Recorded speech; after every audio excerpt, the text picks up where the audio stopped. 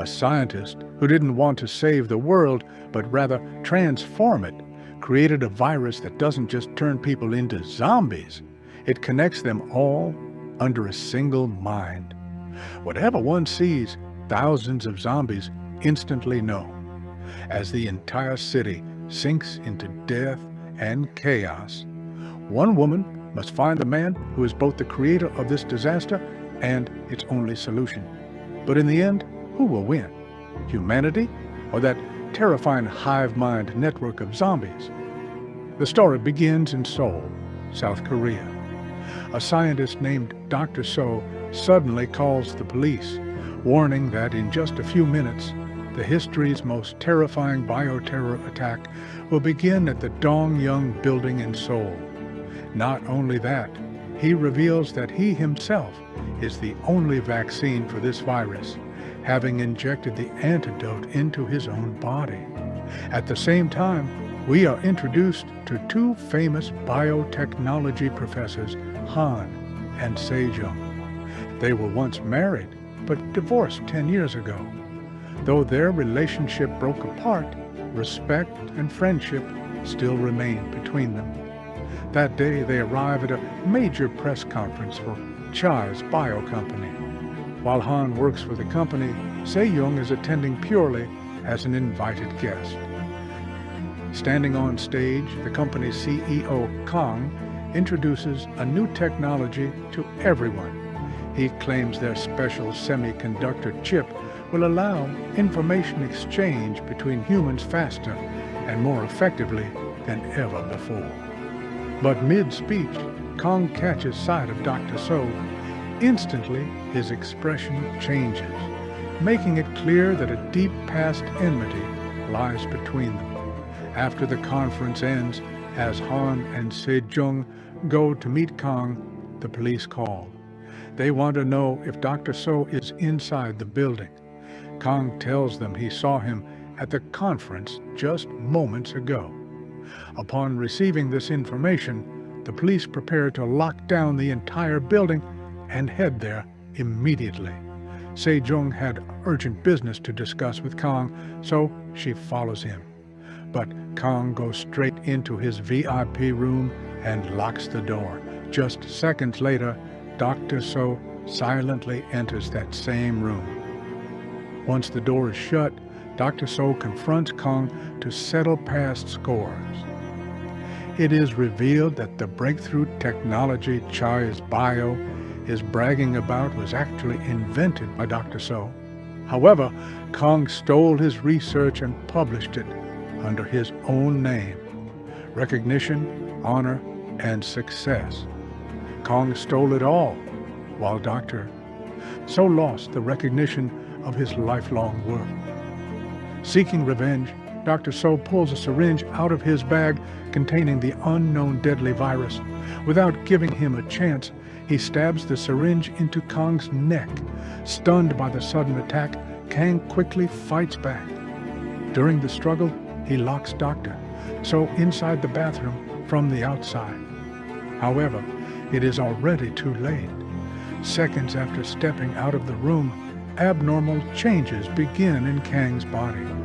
Writhing in intense pain, he collapses to the ground, and moments later, his body transforms into a horrific zombie. Right after transforming, he attacks and infects anyone he sees. Within minutes, panic spreads across the entire floor. Upon reaching the building, the police realize they are too late. The virus has already spread. Seeing the gravity of the situation, they immediately put the building on a complete lockdown to prevent any infected individuals from escaping. Meanwhile, Han and Sejong are having lunch at a restaurant inside the building. From their conversation, it is revealed that Han started a new life after the divorce. He married another biotech professor named Gong, and they have a young daughter. Moreover, he has received a job offer from an American university. Before moving abroad, he wants to secure a good job for Sejong at Chai's bio so her life doesn't remain uncertain. Hearing this brings back hidden heartache for Sejong. Even after all these years, her feelings for Han haven't completely faded. Their personal moment turns into a nightmare within seconds. Screams echo through the building as people transform into zombies one after another, pouncing on others. Everyone runs for their lives. Amidst the chaos, a disabled girl falls to the ground. While everyone abandons her, Han and Sejong turn back to save her. Just then, a zombie pounces on Sejong. At the last moment, a security guard named Sok rushes in and shoves the zombie onto a massive LED screen. Strangely, instead of humans, the zombie begins attacking the moving image of a human displayed on the screen. Taking advantage of this, everyone flees and takes shelter inside a nearby clothing store. All the zombies begin attacking the glass storefront. Suddenly, the store lights go out, revealing another shocking realization. In complete darkness, the zombies cannot seem to locate humans and sit quietly. But then, through the glass, they spot people inside the restaurant directly behind them and turn around to attack there instead. Sejong quickly types on her phone screen and shows it to the people trapped in the restaurant, telling them to turn off all the lights. As soon as the lights go off, the zombies become confused again. However, an LED TV suddenly turns on by itself, drawing them back toward it. Sejong comes up with a new plan. She decides to use the human posters inside the clothing store to distract the zombies outside. The disabled girl, Hai, offers her wheelchair to send the posters out. Sejong places a human-shaped poster onto the wheelchair and pushes it into the corridor. Mistaking it for a real human from afar, all the zombies chase after it. Taking this opportunity, everyone trapped in the restaurant safely reaches the clothing store. However, a young woman remains behind in panic. Risking his life once again, Han goes back to save her. While returning with the woman, a zombie spots him. To survive, he ducked into a nearby shop. Seeing numerous mannequins inside, the zombie gets confused and attacks them one by one. Meanwhile, the zombies in the corridor realize after a while that these aren't real humans. Suddenly, they all stop together and kneel in a specific position. A few seconds later, they begin moving again in unison. Seeing this, Sejong remembers Kong's speech from the conference. She realizes that these zombies are exchanging information with one another. Whatever one learns, the whole pack instantly knows. In other words, they are constantly becoming smarter.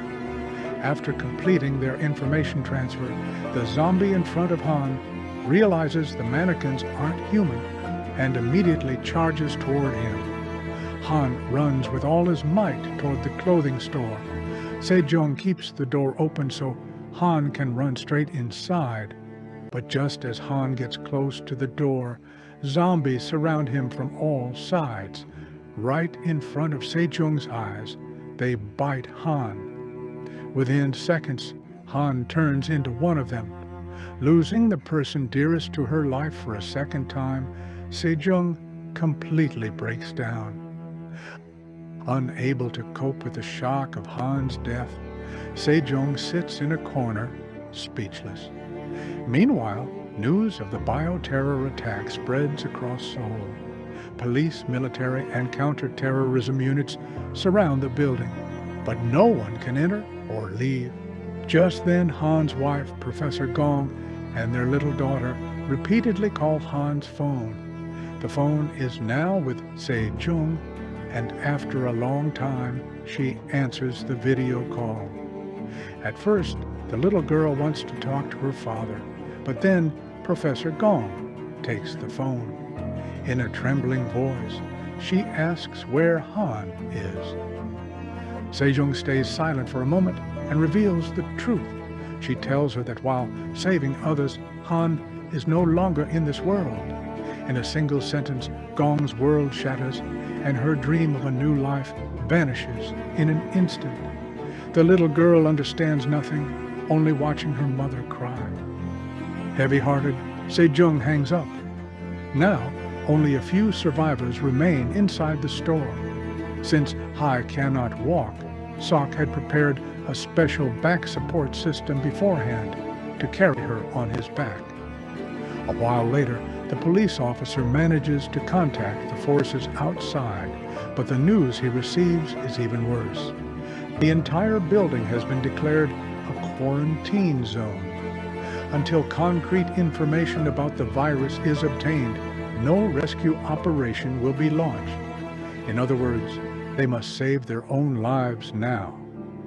The police officer then shares crucial information. Before the attack, Dr. So himself stated that the only vaccine for the virus was in his body, so they must find him at all costs.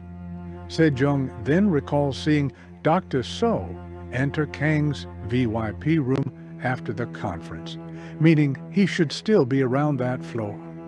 Everyone decides they must reach the VIP room on the 3rd floor, but countless zombies roam every corridor in between. Sejong shares her observation with the group. She explains that because these zombies share information instantly, they grow smarter by the minute. She plans to exploit this very mechanism. If they can teach the zombies false information, the entire network will believe that lie. According to the plan, an elderly martial artist voluntarily steps forward. Sejong sprays a specific perfume on his body, believing the zombies will mistake this scent for the actual smell of humans. Unbelievably, the plan succeeds. The zombies smell the man and spread this new information among themselves. Taking advantage of this, the man enters a perfume shop and gathers every bottle of that same perfume he can find. Now, for Phase 2, Sejong sprays the perfume all over a mannequin and creates a scent trail, leading in a different direction. Meanwhile, everyone else coats their bodies with anti-freezing chemicals to mask their natural human scent. As the door opens, the perfume scent spreads into the corridor. All the zombies follow the scent into the shop and attack the mannequin, believing it to be human. Taking this chance, everyone slips out silently. After walking a short distance, danger strikes again. A zombie realizes they've been tricked once more and instantly freezes to send the information to the others. Sejong knows these few seconds are their only window. Everyone moves silently right through the zombies. They nearly succeed, but at the last second, a girl trips and gets pinned under a zombie. This was the same girl Han died trying to save. To save her, Sejong sets a fire under a fire sensor. The alarm blares instantly, and sprinklers activate, pouring water everywhere. The rush of water frees the trapped girl, but it also disrupts the zombies' information transfer, leaving them completely disoriented for a few seconds. Running for their lives, everyone gets into the elevator. Just before the doors close, a few zombies nearly grab them, but they escape by a hair's breadth. The elevator takes them to the 3rd floor. Meanwhile, outside, the military and scientists locate Dr. So's old research laboratory to solve the mystery of the virus. Han's wife, Professor Gong, is also called in to assist with this research. Back inside, Sejong's group finally reaches the VIP room. And indeed, they find Dr. So there. Seeing him, the police officer immediately handcuffs and detains him. Surprisingly, Dr. So isn't scared at all. Instead, he laughs and says that by turning on the sprinklers, Sejong unknowingly made a huge mistake. While the water temporarily weakened the zombies' communication, once the mucus and blood on their bodies mix with the water and evaporate, their network will become even stronger. Hearing this, everyone realizes time is running out. The police officer decides they must reach the building's roof as quickly as possible, as the military rescue helicopter can only retrieve them from there. Everyone sets off toward the cargo elevator with Dr. So in tow. However, right after getting into the elevator, Dr. So secretly plays a trick. Unnoticed by anyone, he alters the elevator's destination, setting it to the 9th floor instead of the terrace. Moments later, as the doors open, they are met with countless zombies. The horde pounces on the survivors in an instant. Blown back by the sudden attack, several survivors lose their lives before they manage to close the doors again. Taking advantage of the chaos, Dr. So escapes the elevator. Most horrifyingly, none of the zombies standing around attack him. Instead, they step aside for him like he is one of their own. Seeing this, Sejong realizes for the first time that Dr. So is no longer an ordinary human. Somehow, he has already become part of this zombie network. After Dr. So escapes, the surviving group restarts the cargo elevator and barely makes it to the roof. But they find no relief there. Several zombies are waiting for them on the terrace as well. These zombies are even more terrifying than before. They don't just attack, they copy human movements, hand gestures, and even behavior. Sejong realizes that in just a few hours, the virus has multiplied the zombies' learning capacity, making the terrace unsafe. After careful thought, they make a new decision. They must head to the basement control room, where they can access the building's CCTV and security systems to find a new path to survival. Meanwhile, the scene shifts to Dr. So's secret laboratory, where Professor Gong, a team of scientists, and a special military unit arrive. Dressed in bioprotection suits, they enter the lab. High-tech equipment and numerous glass containment cells indicate that secret research had been conducted here for years. Inside the glass cages are numerous monkeys standing completely still, like statues. Suddenly, a soldier notices that the glass of one cage is already broken. Before he can warn the others, a monkey leaps out of the dark. All the infected monkeys inside wake up, shatter the glass, and break free, turning the lab into a battlefield. At the last moment, as a monkey attacks Professor Gong, she hits it on the head with a heavy object, and a soldier shoots it dead. Unbelievably, the moment that monkey is neutralized, all the other infected monkeys in the lab fall completely silent. Looking at the experiment chart hanging on the wall, Gong realizes that all these monkeys were being controlled by a single monkey, the one subjected to the very first experiment. The monkey they just killed was patient 0. This discovery becomes the most critical clue in solving the mystery of the virus. Meanwhile, Sejong's group reaches the basement and advances toward the control room. Suddenly, a girl steps on an empty can, and the noise alerts nearby zombies.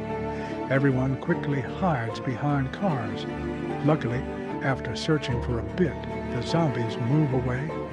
Reaching the control room safely, they check the CCTV footage. They see Dr. So back on the 3rd floor, searching for a specific person. It turns out he was looking for CEO Kang, the first person he infected. He stands before Kang and extends his hand, allowing Kang to bite him. Everyone expects Dr. So to turn into a zombie, but the complete opposite happens as Dr. So writhes in agony. Every zombie throughout the building freezes at once, as if someone paused the entire network. Sejong's group takes this opportunity to head back to the third floor. Hive remains in front of the CCTV monitors to text them which paths are clear. Guided by her messages, they reach the third floor and capture Dr. So. However, on their way back, Dr. So suddenly begins screaming loudly. At his screams, all the zombies reactivate instantly. To save themselves, everyone rushes into a small cabin and locks the door. After a moment, Sejong notices that wherever Dr. So looks inside the cabin, the zombies outside attack that exact spot.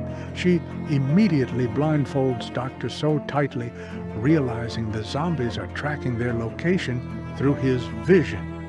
Unbelievably, the zombie attacks gradually stop, confirming that Dr. So's sight is a primary medium for the zombie network. Hive texts them the route back to the basement, and following her directions, they arrive at the kitchen. However, upon arrival, the police officer decides there's no point in returning to the control room, and that they should head straight for the terrace. Sok refuses. He will not abandon his disabled sister. Hive. A heated argument breaks out between the police officer and Sok, but Dr. So hears their entire conversation. He instantly broadcasts this information to the zombies, letting them know someone is in the control room. Consequently, a horde of zombies rushes toward the control room. Sok heads out alone to save his sister. Meanwhile, watching everything on CCTV, Hive panics. She calls Sok and intentionally gives him wrong directions, knowing it's impossible for him to rescue her from so many zombies. Following her instructions, Sok arrives at an elevator with no parking floor button. He realizes his sister deliberately misdirected him to keep him from reaching her. In a tearful voice, Hive tells him, "Brother, forget about me and live." But Sok refuses to give up. Just then, zombies break the glass of the control room and pour inside. Over the phone, Sok can only hear his sister's screams. Within moments, Hive turns into a zombie. Standing outside the elevator, Sok collapses. He couldn't save the person he cherished most. With Hive gone, Sok has nothing left to live for, and he vows revenge. Soon after, a text from Sok arrives on their phones. He writes that everyone abandoned his sister to die, so he won't let anyone live, and he will even destroy the vaccine they hold by killing. So, meanwhile, in the lab, Professor Gong theorizes that if they can find and kill the first infected person, Kang, in the building, the entire network might collapse and stop the outbreak. The team reviews CCTV footage to identify the first infected individual, discovering it was CEO Kang.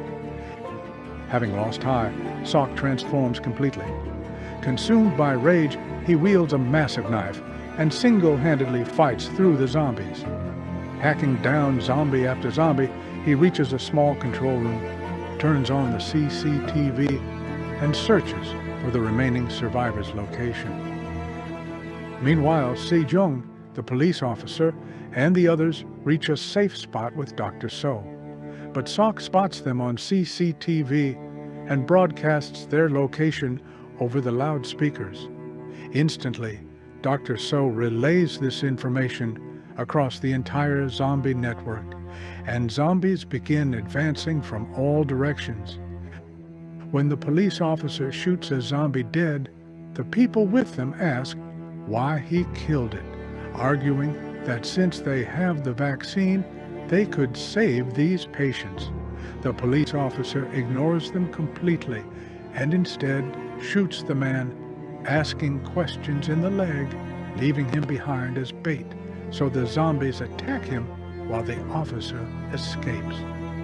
However, He forgot that Dr. So controls the zombies, so the horde attacks the police officer instead. Taking advantage of this, Sejong's group shelters in a room with Dr. So, immediately tying him to a chair. They stop speaking verbally and plan their next move via mobile text chat, so Dr. So cannot understand them. They plan for Sejong to go outside, retrieve the police officer's phone, and contact the rescue team, telling them they have the vaccine. With that, Sejong steps out.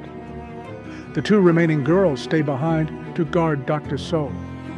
One of these girls was the bully who repeatedly caused trouble and caused Han's death. She had bullied the other girl her entire life. She asks the other girl, "How are you so calm in a situation like this?" The other girl replies, "Because I've been in worse situations before, when you and your gang constantly bullied me." The bully girl says, "I'm sorry. Please forgive me.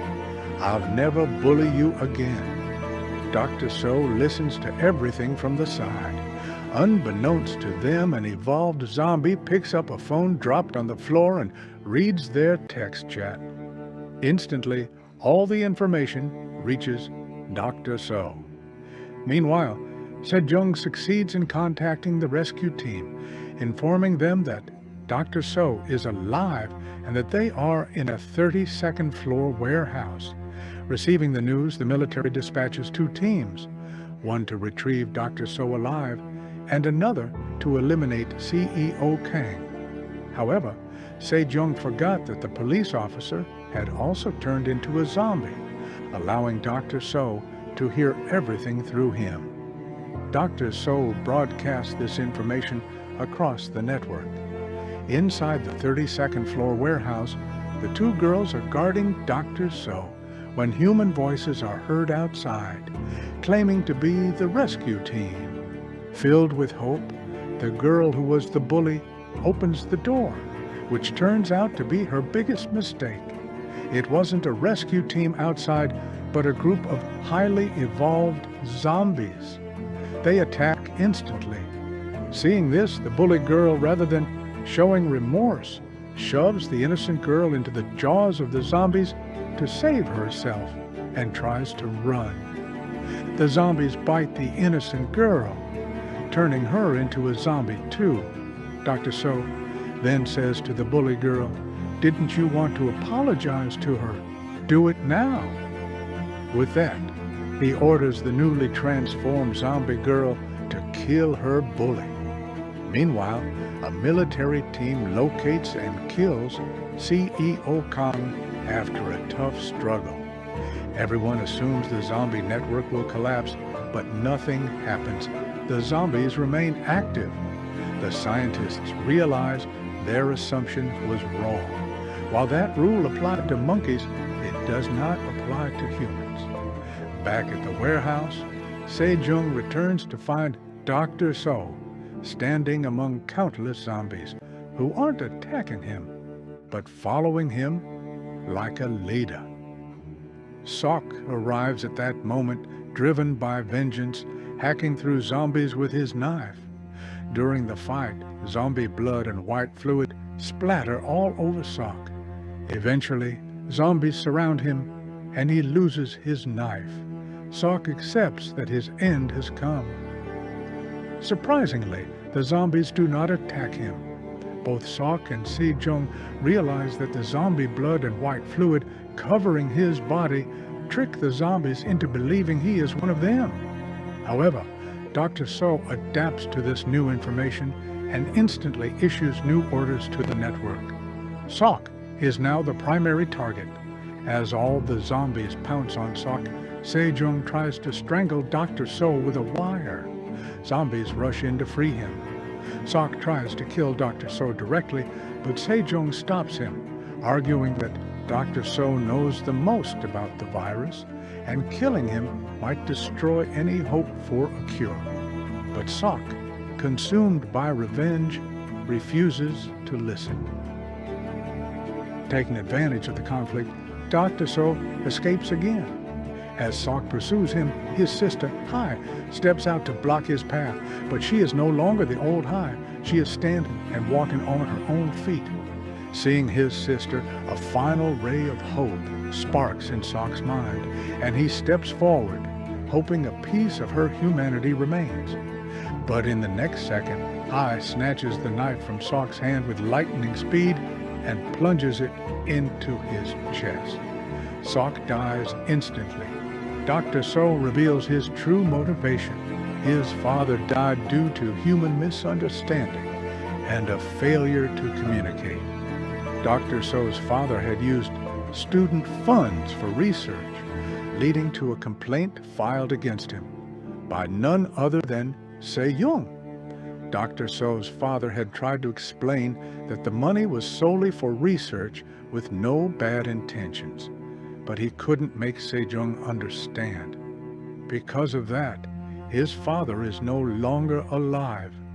Since that day, Dr. So decided to create a world where everyone is connected to a single mind, a world with no misunderstandings or disagreements. That dream gave birth to this terrifying virus. A rescue team arrives and detains Dr. So alive, leaving Se-young trapped inside the building. They have no intention of saving her, as Dr. So is their sole priority. Watching the live footage, Professor Gong becomes furious, demanding Se-young's rescue, but no one listens. Desperate, Gong goes outside and calls Se-young, informing her that no one is coming to save her, and shares the discovery about the monkeys. This news hits Se-young like a bolt of lightning. She realizes everyone had been answering the wrong question. It didn't matter who the first infected person was. What mattered was who was controlling the entire network. Se-young remembers Dr. So's words. The antidote is in my body. It was never a drug. Long ago, Dr. So altered his own body so that after being bitten by Kang, control of the entire zombie network would transfer to him while preserving his intellect. From that moment, Dr. So became the central node of the network. The man everyone thought was the source of the cure was actually the brain behind the infection. At that moment, Dr. So secretly sends a signal to the zombie network. Previously killed soldiers who had turned into trained zombie soldiers launch a surprise attack on the rescue team. Within minutes, the rescue team is wiped out. Dr. So and his zombie soldiers hijack the rescue vehicle and head toward the main entrance of the quarantine zone. Seeing the rescue vehicle from afar, the crowd believes the operation succeeded. But as the doors open, their hopes turn into a nightmare. Infected soldiers emerge and pounce on the crowd without warning. Panic, screams, and blood spatter everywhere. The infection that was once confined to a single building breaks through its boundaries and spills into the streets of Seoul. Even as the city spirals out of control, Se-young doesn't give up. She quickly constructs traps using mannequin boxes and debris, slowing down the zombies. Taking advantage of the delay, she attempts to escape, but the zombies quickly adapt and pursue her once more. Remembering Sok's experience, Se-young wraps a cloth soaked in zombie blood and white fluid around herself. She breaks out of the building, only to freeze at the sight. Dr. So has already spread the virus across the entire city. At the anti-terrorism headquarters, officers begin fleeing. Se-young calls Professor Gong, asking her to track Dr. So's location using the city's CCTV cameras. Gong monitors the feed and conveys his location. Without a moment's delay, Se-young steals a car, drives there, and attempts to run Dr. So down. Dr. So dodges at the last second and issues a new command to the network. Countless zombies swarm the car. However, because Se-young is still wearing the blood-soaked cloth, the zombies initially fail to recognize her. Realizing this, Dr. So issues a new command: target the blood-soaked white cloth.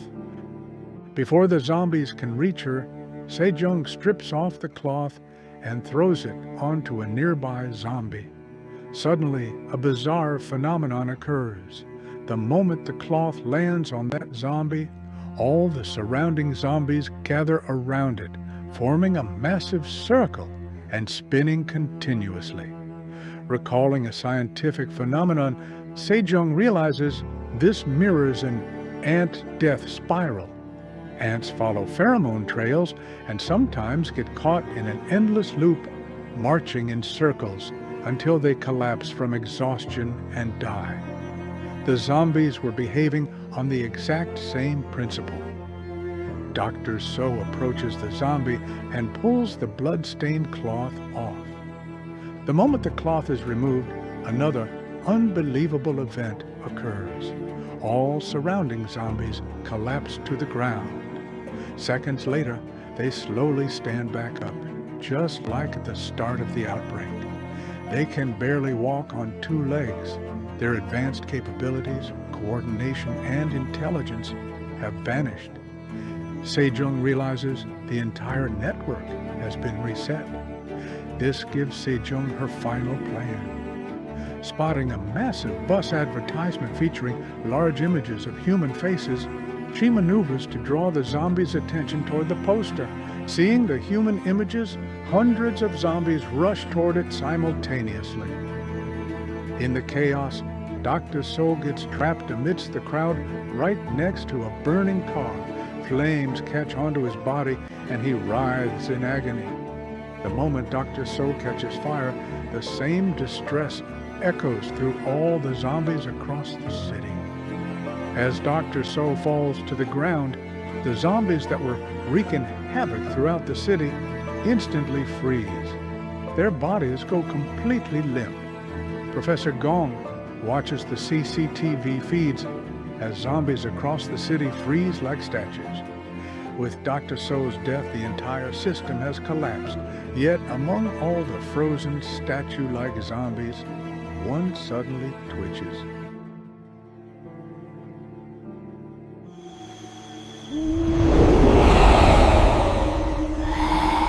Subscribe for more recaps.